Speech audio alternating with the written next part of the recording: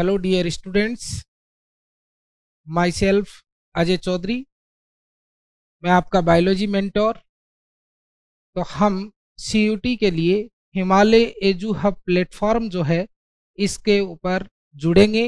रोज़ अपन biology के बारे में डिस्कशन करेंगे। जो टॉपिक्स अपने CUT के अंदर आते हैं उन टॉपिक्स का अपन यहाँ पर डिटेल से स्टडी करेंगे। एक एक कॉन्सेप्ट को अपन समझेंगे और उसके ऊपर आने वाले MCQ की बात करेंगे। इसलिए आप हिमालय एजू हब से इस CUT प्रोग्राम के लिए जुड़ें और यहाँ अपने एक एक कॉन्सेप्ट को क्लियर करें और क्लियर करते हुए आप MCQ को सॉल्व करें। CUT एक नया प्लेटफॉर्म है जो आपको कॉलेज एडमिशन के लिए एक प्लेटफॉर्म प्रोवाइड करता है, जिसके थ्रू आप बढ़िया से बढ़िया कॉलेज के अंदर जा सकते हैं। तो CUT के लिए बेटा 200 क्वेश्चन आते हैं, उनमें से बायोलॉजी के 50 क्वेश्चन आएंगे। प्रत्येक क्वेश्चन यानी ईच क्वेश्चन,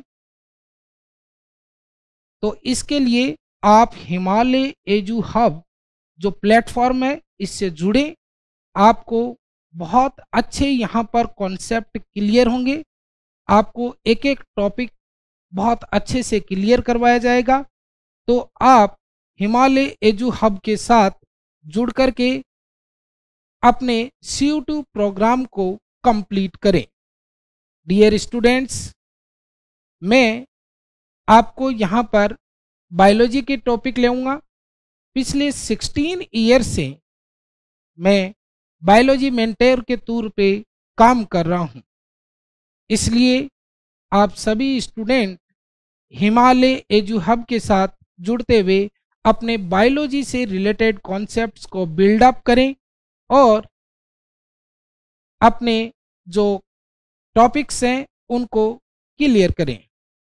इस तरह से हम देखेंगे कि 12th बायोलॉजी का जो पोर्शन है वो CUT के अंदर आएगा। इसमें 16 चैप्टर पहले की NCERT में हुआ करते थे। इस बार NCERT ने 3 चैप्टर को हटा दिया है, उसकी जगह पे 13 चैप्टर हैं।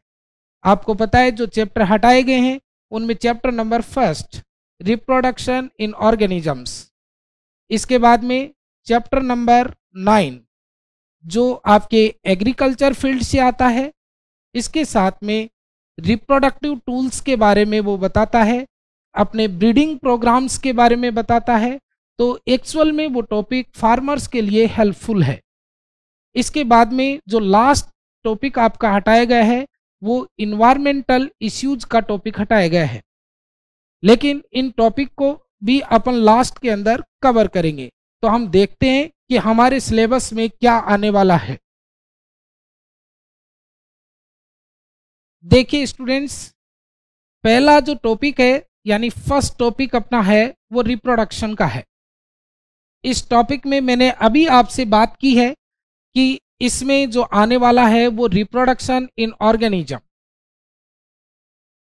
इसमें रिप्रोडक्शन की बात करेंगे, कैरेक्टरिस्टिक फीचर्स की बात करेंगे, ऑल ऑर्गेनिजम्स की जब बात आती है बेटे तो बेसिकली अपन प्लांट्स की बात करते हैं और एनिमल्स की बात करते हैं। तो आपको याद रखना है इस चैप्टर के अंदर प्लांट के बारे में भी बात होगी और एनिमल्स के बारे में भी बात होगी, यानी प्लांट और एनिमल दोनों के लिए अपन इस टॉपिक के अंदर पढ़ेंगे। यहाँ बात हो रही है रिप्रोडक्शन। रिप्रोडक्शन बेटे एक ऐसा प्रोसेस है जिससे कोई भी पेरेंट जो है वो अपनी ऑफ स्प्रिंग को प्रोड्यूस करते हैं।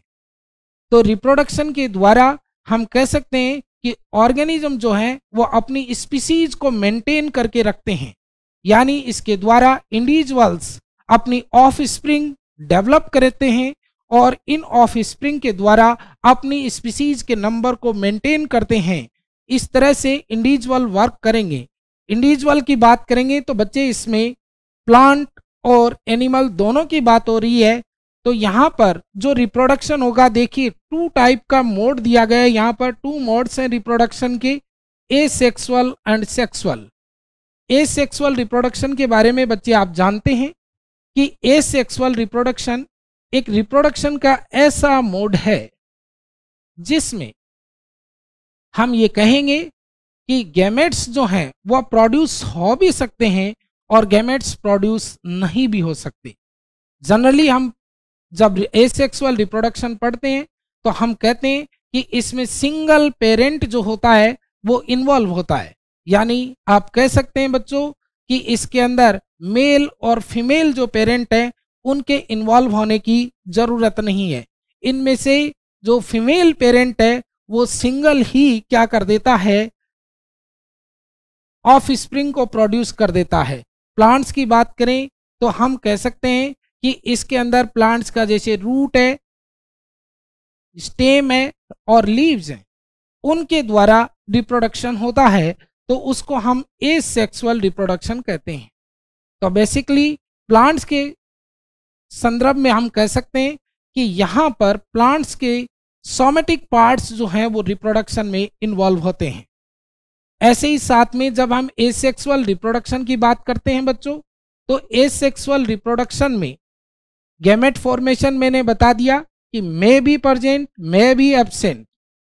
सिंगल पेरेंट यूज किया जाएगा इसके अंदर, यानी सिंगल पेरेंट इन्वॉल्व होता है। और टू बेसिक प्रोसेस हैं फर्टिलाइजेशन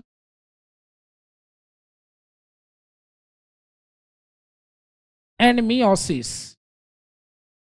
ये बहुत जो प्रोसेस हैं वो एब्सेंट रहते हैं एसेक्सुअल रिप्रोडक्शन में। फिर हम बात करेंगे सेक्सुअल रिप्रोडक्शन में, तो जिन पॉइंट्स की हमने बात की है वो सारे पॉइंट्स यहाँ पर चेंज हो जाएंगे। गैमेट फॉर्मेशन मस्ट है, यहाँ पर फर्टिलाइजेशन भी होगा, मियोसिस भी होगा, और इसके साथ ही हम कहेंगे कि बेसिकली इसमें टू इंडिविजुअल्स या टू पेरेंट्स इन्वॉल्व होते हैं। इसके बाद में देखिए बेटे, यहाँ एसेक्सुअल रिप्रोडक्शन के मोड्स दिए गए हैं। मोड में बाइनरी फिजन की बात की गई है, जिसमें कोई भी इंडिविजुअल जो होता है वो टू पार्ट्स के अंदर डिवाइड हो जाता है। ईच पार्ट जो है वो आपका नए इंडिविजुअल या न्यू इंडिविजुअल के रूप में डेवलप हो जाएगा। ऐसे ही आपका स्पोरुलेशन, जैसे पेनिसिलियम, राइजोपस, इनके अंदर अपन देखते हैं कि स्पोर का फॉर्मेशन होता है। ऐसे ही हम बडिंग की बात करेंगे तो यीस्ट और हाइड्रा की बात करेंगे। जेम्यूल्स की बात करें तो ये स्पंजों के अंदर बनने वाली एक स्पेसिफिक बर्ड होती हैं, इन्हीं को हम जेम्यूल के नाम से जानते हैं। ये स्पंज में प्रेजेंट होगी।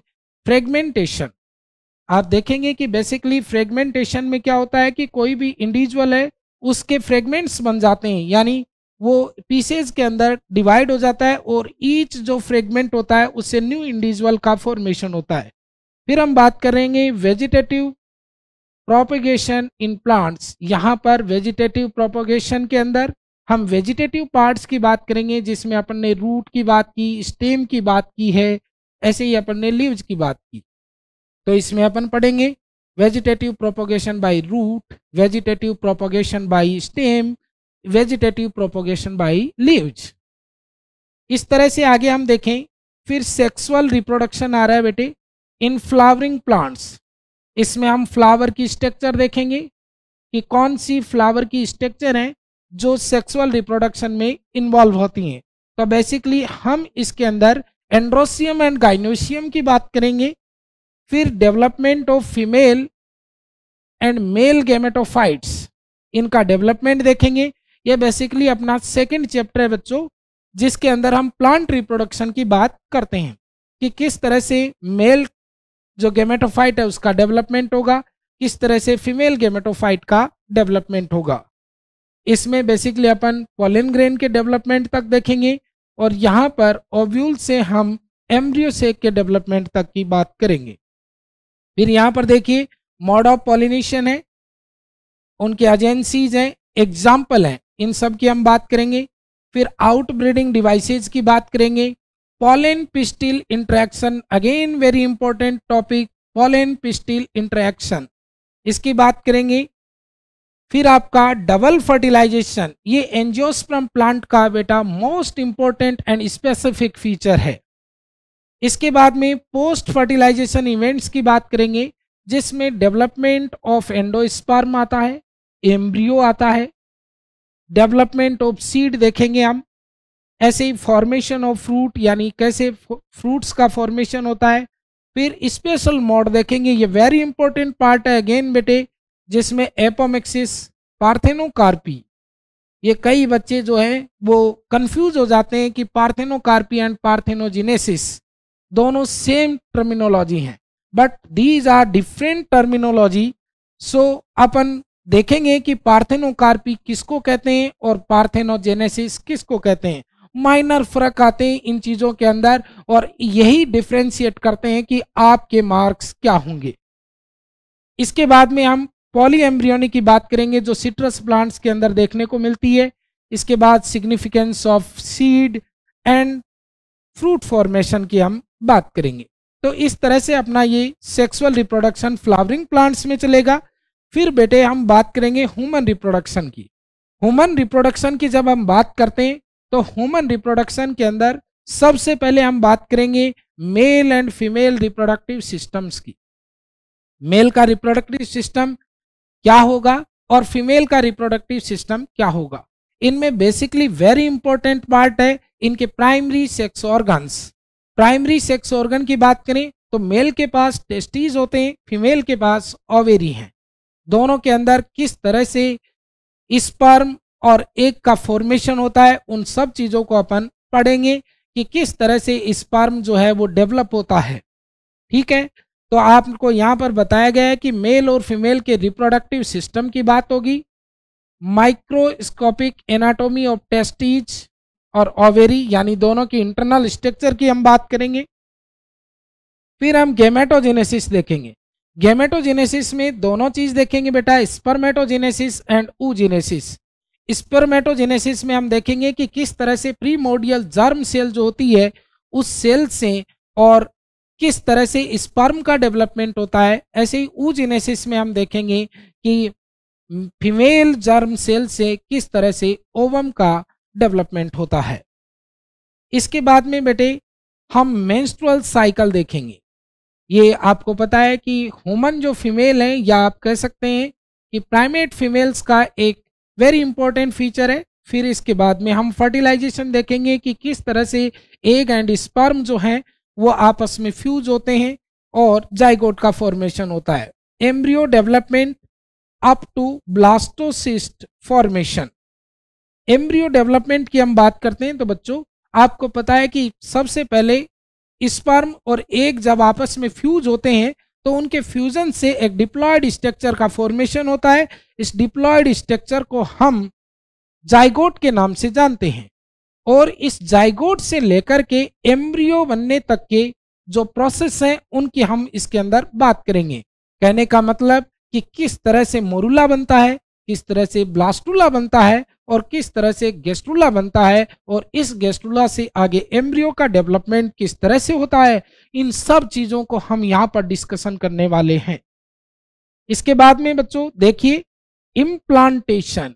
इम्प्लांटेशन आप जानते हैं कि इम्प्लांटेशन एक ऐसा प्रोसेस है जिसके अंदर ब्लास्टुला जो होता है या आप कह सकते हैं कि ब्लास्टोसिस्ट जो होगा वो फीमेल के यूट्रस की एंडोमेट्रियम के साथ जाकर के अटैच होता है, एंडोमेट्रियम उसे कवर अप कर लेती है, तब इस प्रोसेस को हम इम्प्लांटेशन के नाम से जानते हैं।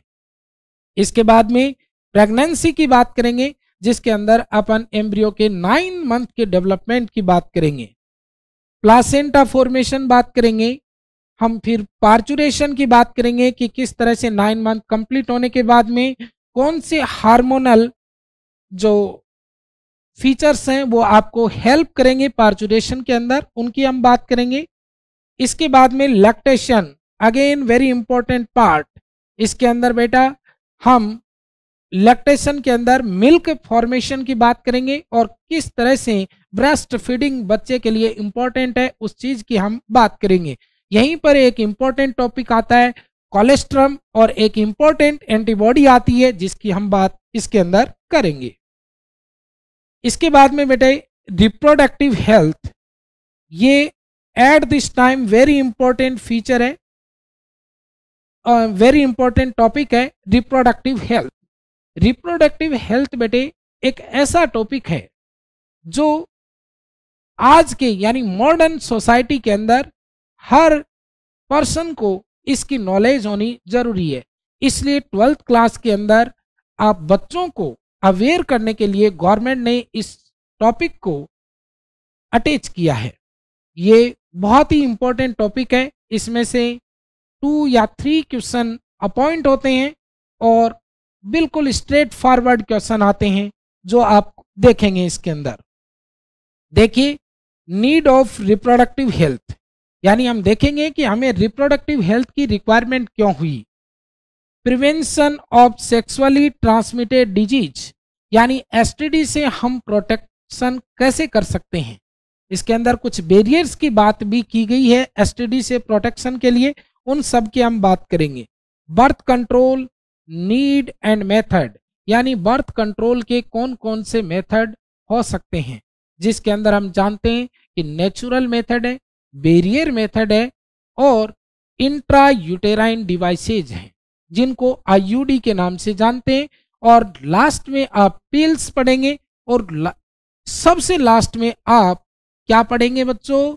हाँ, आप पढ़ेंगे सर्जिकल मेथड्स जो परमानेंट टर्मिनेशन ऑफ प्रेगनेंसी को बताते हैं। हालांकि permanent termination of pregnancy MTP के नाम से जानी जाती है, ठीक है, जिसके अंदर आप किसी भी डॉक्टर की हेल्प से जो प्रेगनेंसी है उसको टर्मिनेट करवाते हैं। यहाँ सर्जिकल मेथड के अंदर वेसेक्टोमी एंड ट्यूबेक्टोमी की हम बात करेंगे।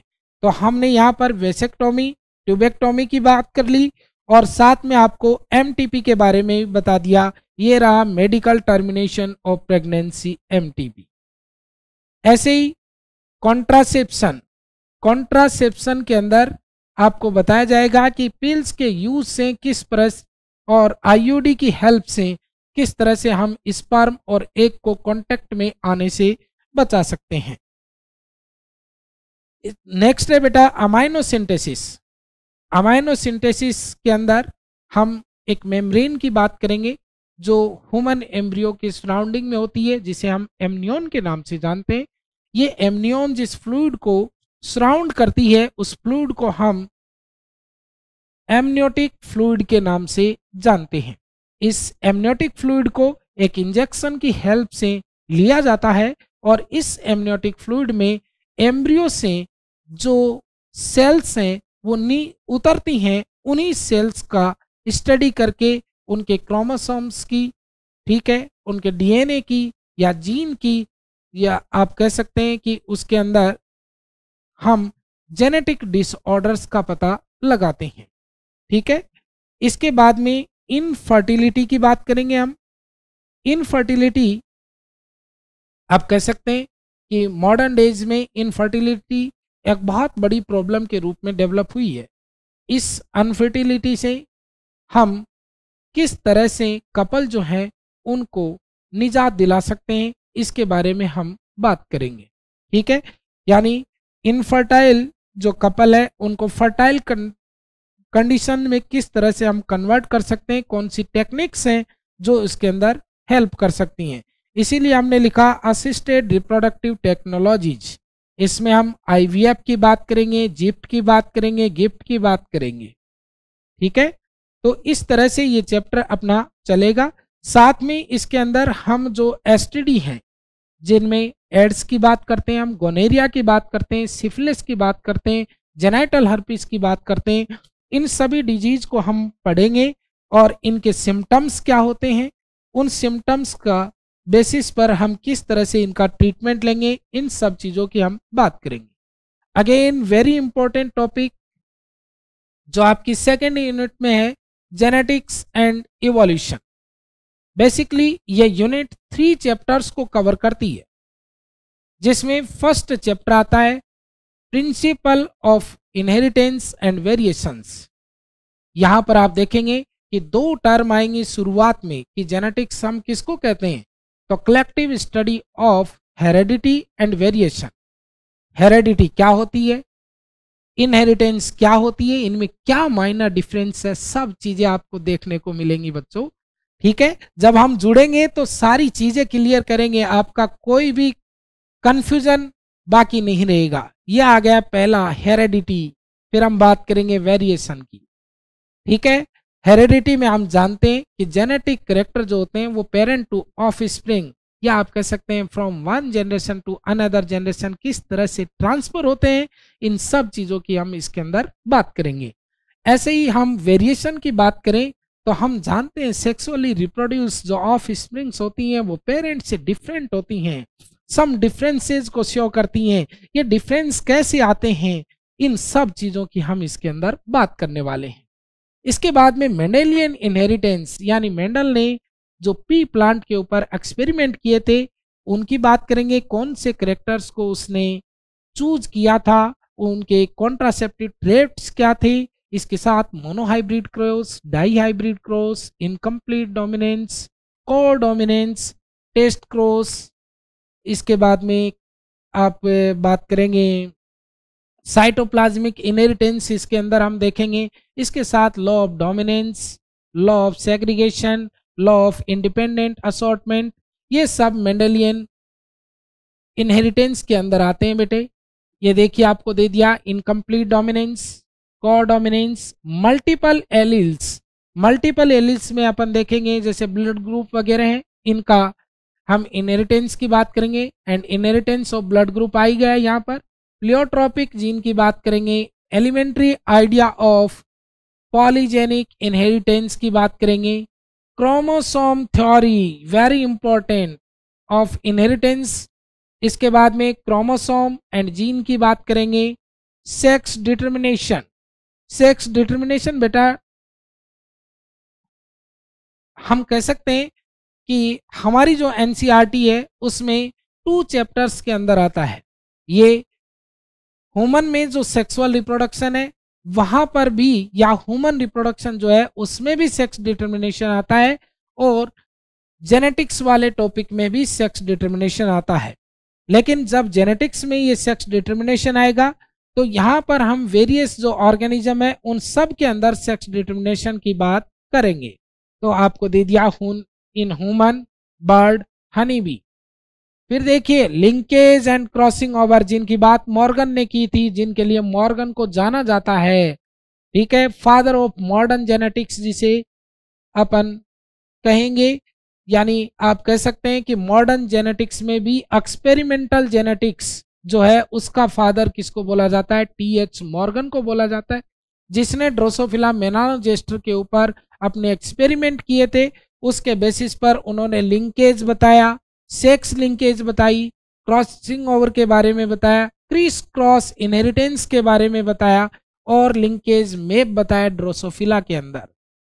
इसके बाद में हम सेक्स लिंक्ड इनहेरिटेंस की बात करेंगे जिसमें हीमोफीलिया है, कलर ब्लाइंडनेस है। इसके बाद में मेंडेलियन डिसऑर्डर आते हैं बेटे, जिसमें थैलेसेमिया की बात करेंगे। क्रोमोसोमल डिसऑर्डर आएंगे जिनमें हम down syndrome, Turner syndrome, Klinefelter syndrome की बात करेंगे। फिर इसके बाद में बेटे नेक्स्ट वेरी इंपॉर्टेंट चैप्टर आता है मॉलिक्यूलर बेसिस ऑफ इनहेरिटेंस। ये चैप्टर वेरी इंपॉर्टेंट है और इजीली समझ में नहीं आता है। इसके लिए बहुत ही एक्सपर्ट मेंटोर की जरूरत होती है बच्चों, क्योंकि इसके ऊपर अगर क्वेश्चन बनने लग जाते हैं तो बहुत ही टेक्निकल क्वेश्चन बनते हैं जिनको सॉल्व करने के लिए स्किल की जरूरत होती है।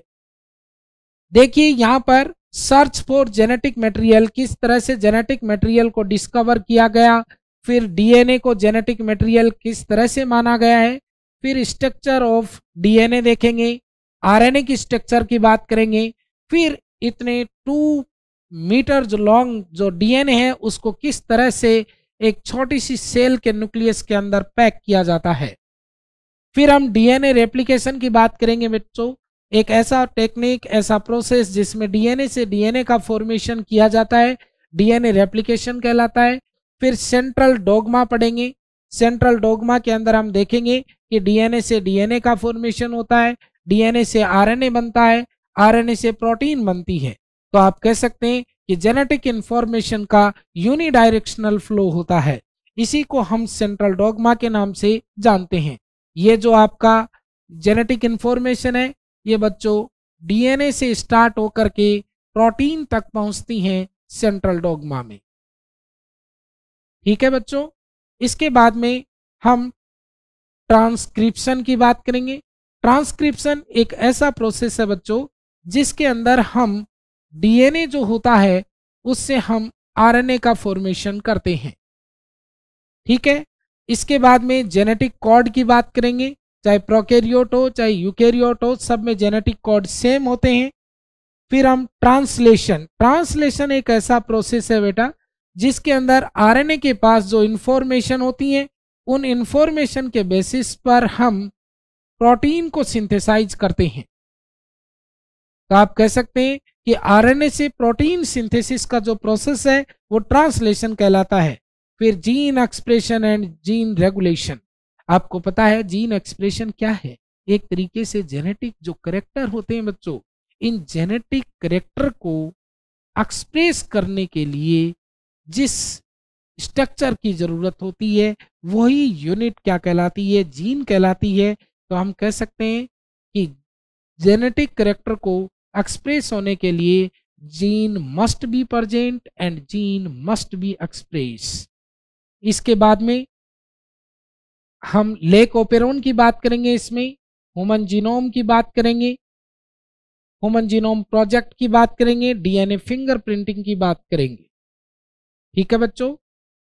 इसके बाद में इवोल्यूशन, इवोल्यूशन के अंदर ये इनिशियल स्टेज से स्टार्ट होकर के इस चैप्टर को बहुत ही समराइज फॉर्म के अंदर डाला गया है। इस चैप्टर के इनिशियल जो स्टेज हैं वो इजीली समझ में आ जाते हैं। जैसे ओरिजिन ऑफ लाइफ के अंदर हम ओरिजिन ऑफ यूनिवर्स पढ़ेंगे बिग बैंग थ्योरी के तौर पे। फिर हम ओरिजिन ऑफ लाइफ की बात करेंगे, लुई पास्चर का इसमें क्या योगदान है, ओपेरिन हाल्डेन की बात करेंगे अपन इसके अंदर। और ऐसे ही हम इसके अंदर बात करेंगे अदर जो साइंटिस्ट हैं, अदर जो थ्योरीज हैं उनकी हम इसके अंदर बात करेंगे। एक एसएस मिलर का जो एक्सपेरिमेंट आता है वो वेरी इंपॉर्टेंट है इस वाले टॉपिक के अंदर, उसकी हम बात करेंगे। तो यहाँ पर आ गए बायोलॉजिकल इवोल्यूशन आ गया and evidence for biological evolution. इसके अंदर आपका पैलेंटोलॉजिकल इवोल्यूशन वो एविडेंस है। इसमें बेटा अपन फॉसिल स्टडी की बात करेंगे। ठीक है, जिसमें यूरेनियम जो मेथड है और कार्बन जो मेथड है उसकी हम इसके अंदर बात करेंगे।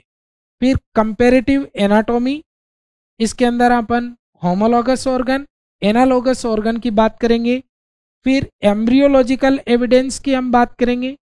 फिर मॉलिक्यूलर एविडेंस की हम बात करेंगे इसमें। इसके बाद में वेरी इंपॉर्टेंट पार्ट आता है डार्विन्स कंट्रीब्यूशन। डार्विन एक बहुत ही महत्वपूर्ण और इम्पोर्टेंट साइंटिस्ट थे जिन्होंने नेचुरल सिलेक्शन की बात की थी। उसके अंदर ये बताया गया था कि जो ऑर्गेनिज्म होते हैं उनमें बहुत ही स्लो प्रोसेस से वेरिएशन डेवलप होते हैं और ये वेरिएशन जो है वो नेचर के द्वारा अडेप्ट किए जाते हैं।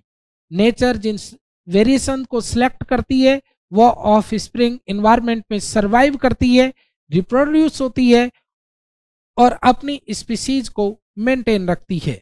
ठीक है, अपने इंडिविजुअल्स का नंबर क्या करती है, इंक्रीज करती है। और कंटिन्यूस प्रोसेस के बाद एक समय ऐसा आता है तब ये इंडिविजुअल्स एक न्यू स्पीसीज का फॉर्मेशन कर लेते हैं। ये सब चीजें हम डार्विन के अंदर पढ़ेंगे। फिर है बेटे modern synthetic theories of evolution, mechanism of evolution. इसमें हम वेरिएशन की बात करेंगे, म्यूटेशन और रिकॉम्बिनेशन की बात करेंगे। म्यूटेशन आप जानते हैं इन्वायरमेंट की वजह से जो सडन चेंजेस आते हैं उनको म्यूटेशन कहा जाता है। रिकॉम्बिनेशन क्रॉसिंग ओवर के साथ में होने वाला एक वेरी इंपॉर्टेंट प्रोसेस है जो सेक्सुअल रिप्रोडक्शन के अंदर मियोसिस जो सेल डिवीजन होता है उसके अंदर होगा। पेकाइटिन जो फेज आती है प्रोफेज फर्स्ट की, उसके अंदर क्रॉसिंग ओवर होता है होमोलॉगस क्रोमोसोम के नॉन सिस्टर क्रोमेटिड के बीच में, तब अपन वहां रिकॉम्बिनेशन देखेंगे। फिर इसके बाद में नेचुरल सिलेक्शन विद एग्जांपल्स, इसके बाद में टाइप्स ऑफ नेचुरल सिलेक्शन की बात करेंगे। फिर जीन फ्लो की बात होगी, जेनेटिक ड्रिफ्ट की बात होगी, हार्डी विनबर्ग यहाँ पर ध्यान रखना, हार्डी विनबर्ग जो प्रिंसिपल है वो वेरी इंपॉर्टेंट है। इसके ऊपर जो क्वेश्चन बनते हैं वो न्यूमेरिकल फॉर्म के अंदर भी बन सकते हैं। हार्डी विनबर्ग जो है वो बहुत ही क्लासिक टॉपिक है इस चैप्टर का। और हार्डी विनबर्ग ये कहते हैं कि एक लार्ज साइज की जो पॉपुलेशन होती है उसमें एलिल फ्रीक्वेंसी जो होती हैं वो स्टेबल रहती हैं, यानी अनचेंजेबल रहती हैं।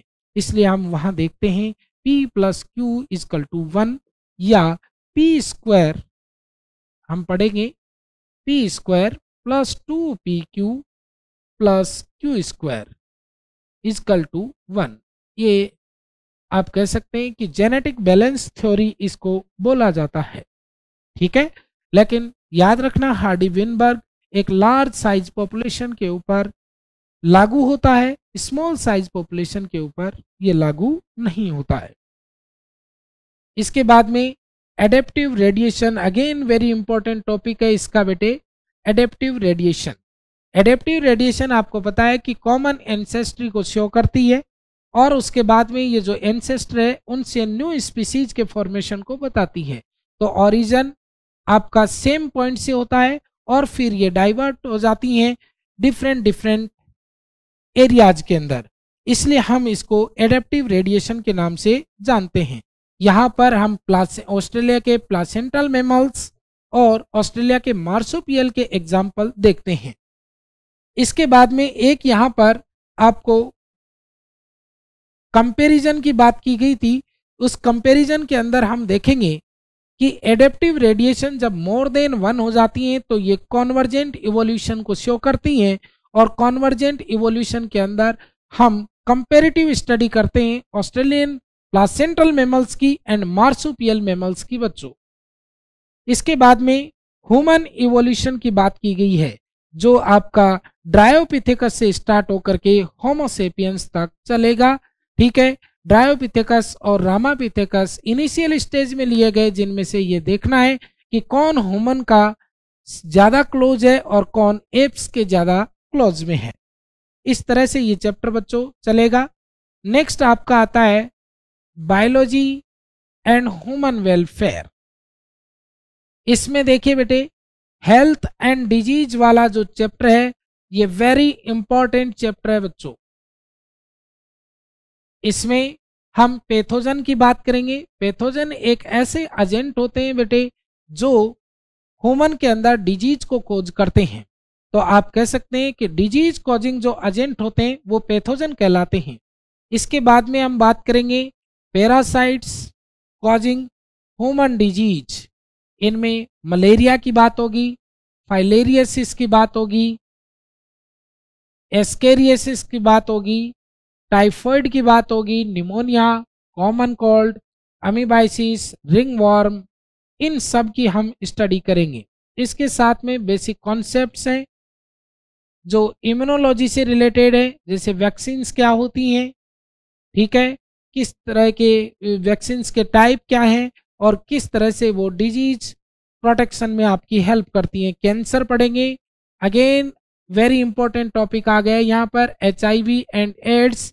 ये ह्यूमन जो रिप्रोडक्टिव हेल्थ थी उसके अंदर भी ये टॉपिक आया है।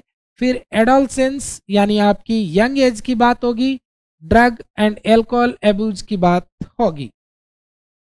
इसके बाद में बच्चों दिया हुआ है इम्प्रूवमेंट इन फूड प्रोडक्शन। देखिए चैप्टर नंबर 9 है ये, इसमें प्लांट ब्रीडिंग प्रोग्राम दे दिया गया है। इस चैप्टर को हटा दिया गया है, मैं फिर बोल रहा हूँ NCERT ने इस चैप्टर को हटा दिया है, लेकिन इसमें दिया हुआ है। तो देखिए प्लांट ब्रीडिंग दिया हुआ है, टिश्यू कल्चर दिया हुआ है, single cell protein very important, इसके ऊपर बच्चों क्वेश्चन आता है, स्पाइरुलिना वगैरह की इसमें बात की जाती है।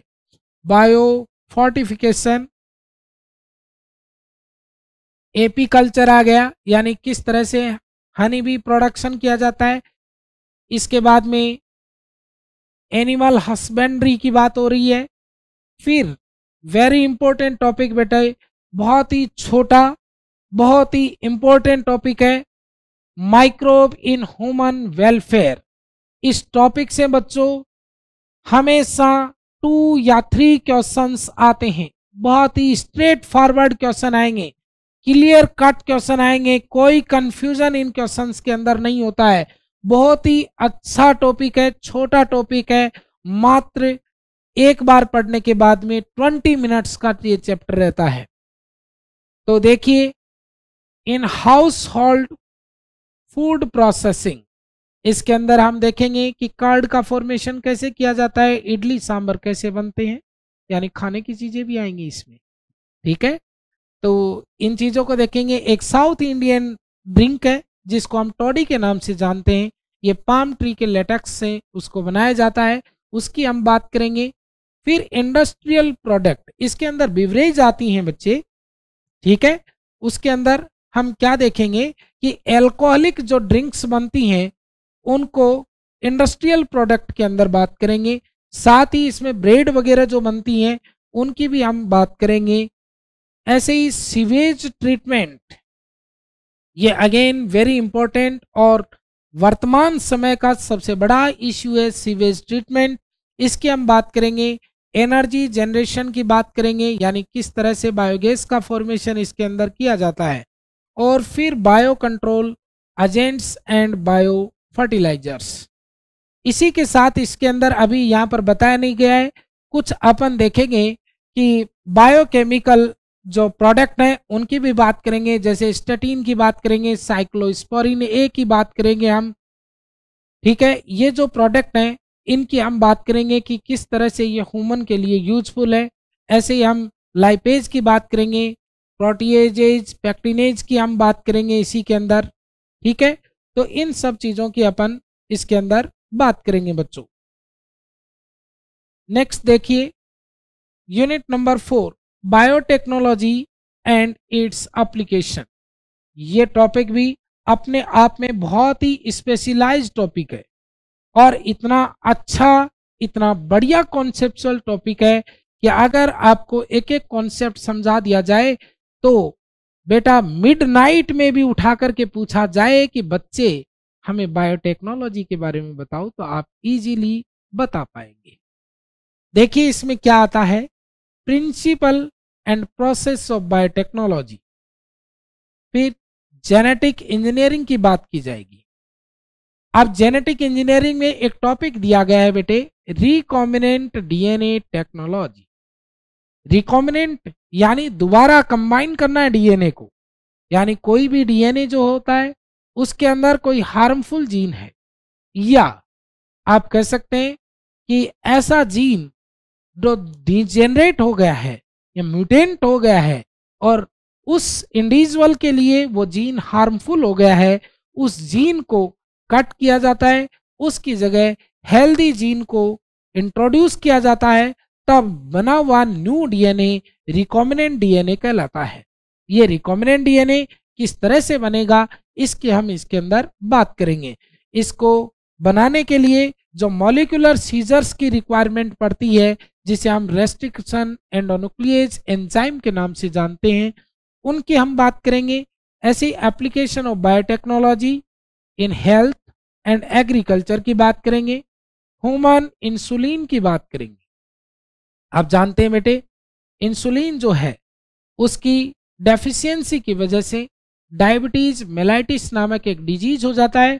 उस डिजीज को रिलीज करने के लिए या उससे प्रोटेक्शन के लिए ह्यूमन इंसुलिन का फॉर्मेशन किया गया है। इसमें एक यूएस की कंपनी है एली लिली, जिसने किस तरह से इंसुलिन के जीन को बनाते हुए और किस तरह से ह्यूमन इंसुलिन का फॉर्मेशन किया है उसकी हम बात करेंगे। पहले क्या होता था, जो एनिमल्स थे बेटे उनसे इंसुलिन लिया जाता था।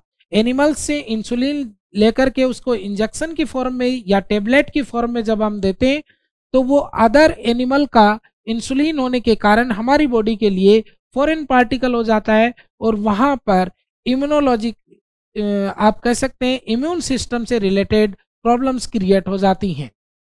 फिर वैक्सीन प्रोडक्शन की हम बात करेंगे, जीन थेरेपी की बात करेंगे। यहाँ पर देखिए एनसीईआरटी में एग्जाम्पल दिया हुआ है एडिनोसिन डी एमिनेज का, जहाँ एक 4 ईयर ओल्ड बेबी जो है उसकी इससे ट्रीटमेंट किया गया है, इसको हम जीन थेरेपी कहते हैं।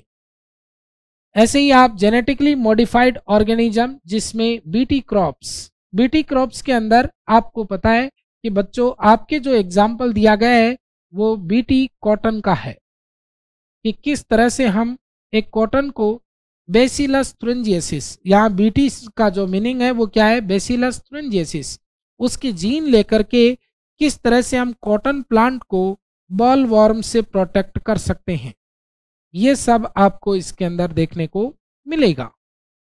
ठीक है, इसी के साथ हम बीटी ब्रिंजल की बात करते हैं।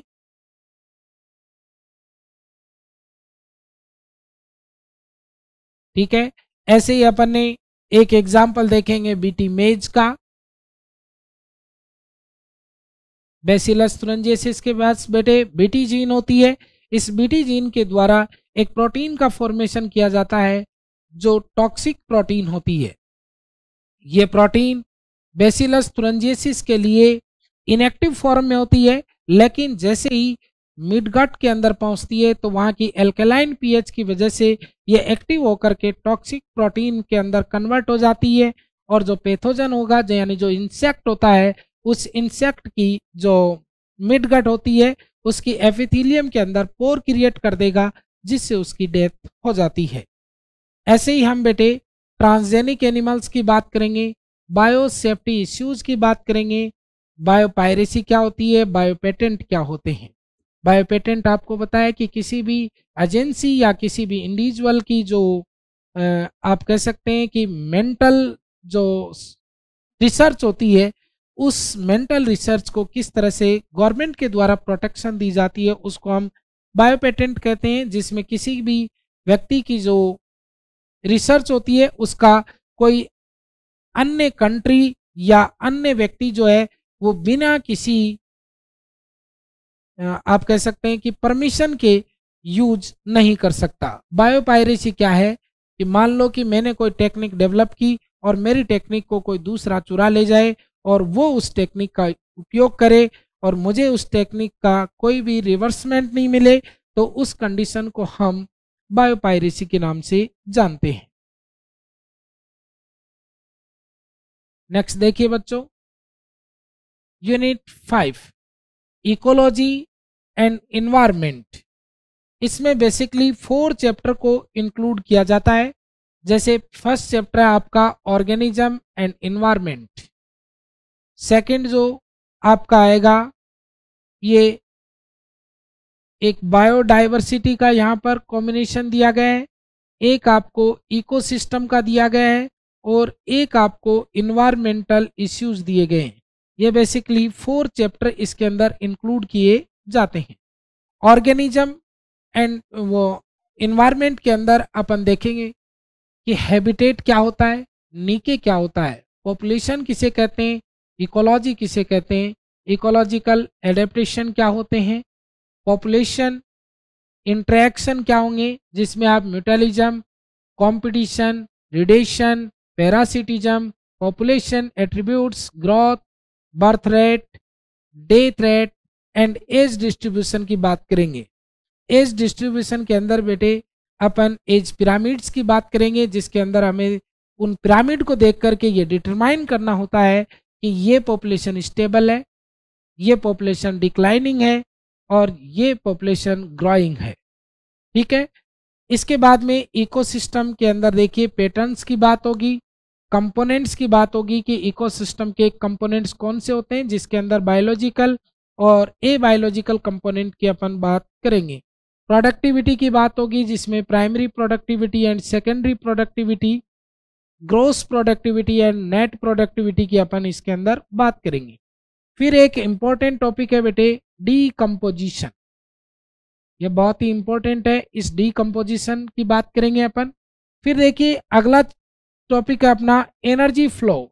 एनर्जी फ्लो के अंदर अपन 10% रूल जो लिंडेमान ने दिया था उसकी हम बात करेंगे कि कोई भी फूड चेन जो होती है उसके अंदर प्रोड्यूसर से कंज्यूमर तक जो एनर्जी फ्लो है वो हर स्टेप पर, हर न्यूट्रिशनल लेवल के ऊपर आप कहेंगे कि 10% एनर्जी नेक्स्ट इंडिविजुअल को मिलती है। और 90% वापस क्या इन्वायरमेंट के अंदर रिलीज हो जाती है। पिरामिड्स ऑफ नंबर, बायोमास और एनर्जी। नंबर और बायोमास वाले अपराइट भी हो सकते हैं, इन्वर्टेड भी हो सकते हैं, लेकिन आपको ध्यान रखना है एनर्जी का पिरामिड।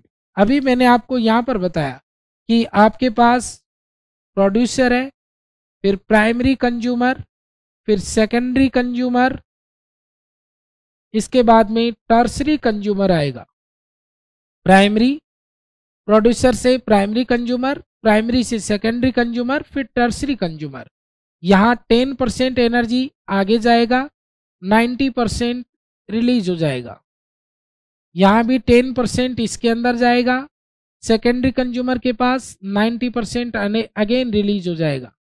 यहाँ भी 10% नेक्स्ट जनरेशन के पास, नेक्स्ट ट्रॉपिक लेवल पे, और 90% यहाँ से भी रिलीज हो जाएगा। तो इस तरह से आप देख रहे हैं कि हर लेवल के ऊपर 10% एनर्जी इंक्रीज हो रही है, वो एनर्जी का फ्लो हो रहा है।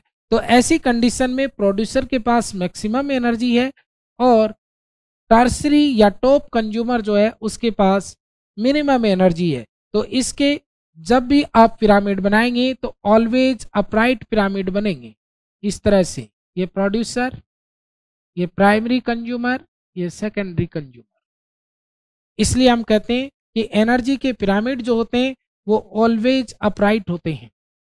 फिर न्यूट्रिएंट साइकिल की बात करेंगे जिसमें carbon cycle, phosphorus cycle, ecological succession की बात करेंगे बच्चों। इसके बाद में बायोडाइवर्सिटी और इट्स कंजर्वेशन। अच्छा, इकोलॉजिकल सक्सेशन के बाद इकोलॉजिकल सर्विसेज है बेटे, कार्बन फिक्सेशन, पॉलिनेशन और ऑक्सीजन रिलीज, इन सब की हम बात इसके अंदर करेंगे। अब देखिए बायोडाइवर्सिटी में कॉन्सेप्ट ऑफ डाइवर्सिटी, इसके अंदर स्पीसीज डाइवर्सिटी, जेनेटिक डाइवर्सिटी, इन सब की हम बात करेंगे। पैटर्न ऑफ बायोडाइवर्सिटी की बात करेंगे, इम्पोर्टेंस ऑफ बायोडाइवर्सिटी की बात करेंगे। इन सारे चैप्टर में हम डाइवर्सिटी डिस्ट्रीब्यूशन की भी बात करेंगे कि इक्वेटर से हम नॉर्थ पोल और साउथ पोल की तरफ जाते हैं तब डाइवर्सिटी किस तरह से चेंज होती है, उन सब चीज़ों की अपन इसमें बात करेंगे। लॉस ऑफ बायोडाइवर्सिटी यानी बायोडाइवर्सिटी के लॉस होने के रीजंस क्या हैं उनकी हम बात करेंगे, कुछ एग्जाम्पल्स इसके अंदर लेंगे, उनकी बात करेंगे। डाइवर्सिटी का कंजर्वेशन हम कैसे कर सकते हैं। हॉट स्पॉट, ये वेरी इंपॉर्टेंट टॉपिक है, इसके ऊपर क्वेश्चन आते हैं, तो हॉट स्पॉट की बात करेंगे। फिर एंडेंजर्ड ऑर्गेनिज्म की बात करेंगे, एक्सटिंक्शन की बात करेंगे कि किस तरह से स्पीसीज एक्सटिंक्ट हो रही हैं। रेड डाटा बुक, जो ऑर्गेनिज्म एक्सटिंक्ट हो रहे हैं उनका इसके अंदर डाटा रखा जाता है। बायोस्फीयर रिजर्व की बात करेंगे, नेशनल पार्क की बात करेंगे और सेंचुरीज की बात करेंगे इसमें।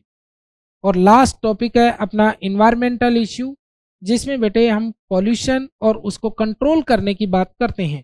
जैसे इसमें दिया हुआ है air pollution and its control, ऐसे ही water pollution and its control, ऐसे ही एयर पॉल्यूशन इसके अंदर दे दिया, वाटर पॉल्यूशन इसके अंदर दे दिया। एक और है नॉइज पॉल्यूशन भी आता है इसके अंदर, उसको भी अपन ऐड कर लेंगे जब पढ़ेंगे। फिर है agro chemicals and there effects, यानी आप कह सकते हैं कि जो हम पेस्टिसाइड और इंसेक्टिसाइड जो यूज करते हैं उनकी वजह से किस तरह से बायोमैग्निफिकेशन वगैरह होते हैं उनकी हम इसके अंदर बात करेंगे। सॉलिड वेस्ट का मैनेजमेंट कैसे किया जाता है, रेडियो एक्टिव वेस्ट का मैनेजमेंट कैसे किया जाता है, ग्रीन हाउस इफेक्ट क्या होता है, ग्लोबल वार्मिंग क्या होती है, ओजोन डिप्लेशन क्या होगा, यानी ओजोन डिप्लेशन के रीजन क्या हैं, ओजोन लेयर कौन सी स्फीयर के अंदर प्रेजेंट होती है, ठीक है, इन सब की हम बात करेंगे। डिफॉरेस्टेशन यानी किस तरह से फॉरेस्ट जो है वो खत्म हो रहे हैं उनकी बात की जाएगी। Any 3 case studies of success stories addressing environmental issues, इन सब चीज़ों की अपन इसके अंदर बात करेंगे। तो इस तरह से ये हमारे 5 यूनिट रहेंगे बेटे 12th सिलेबस की, जिनकी अपन डिटेल से स्टडी करेंगे, एक एक पॉइंट को हम बहुत अच्छे से समझेंगे। तो ये आपका एक ब्रीफली डिस्कशन था कि कौन से हमारे यूनिट्स रहेंगे, इनमें कौन कौन से टॉपिक्स आएंगे और किस तरह से ये जो यूनिट है वो इम्पोर्टेंस रखती हैं। तो इन सब का डिस्कशन करने के लिए, इन सब को मजबूत करने के लिए आप हिमालय एजू हब के साथ आकर के जुड़ें। मैं आपका बायोलॉजी मेंटोर आपको एक एक क्वेश्चन के लिए तैयार कर दूंगा और आप सिंगल क्वेश्चन गलत नहीं कर पाएंगे, आप सारे क्वेश्चन राइट करेंगे। यानी आपको ये पता चल जाएगा कि मुझे कौन सा क्वेश्चन पिक करना है, कौन सा क्वेश्चन मुझे छोड़ना है, ठीक है, जिससे मेरा मैक्सिमम स्कोर आए। ठीक है, तो एक एक टॉपिक अपन बहुत ही डिटेल से कवर करने वाले। सो डियर स्टूडेंट्स, आप हिमालय एजू हब के साथ जुड़ें और अपनी CUT की तैयारी को स्ट्रॉन्ग करें। ठीक है, ओके, थैंक यू।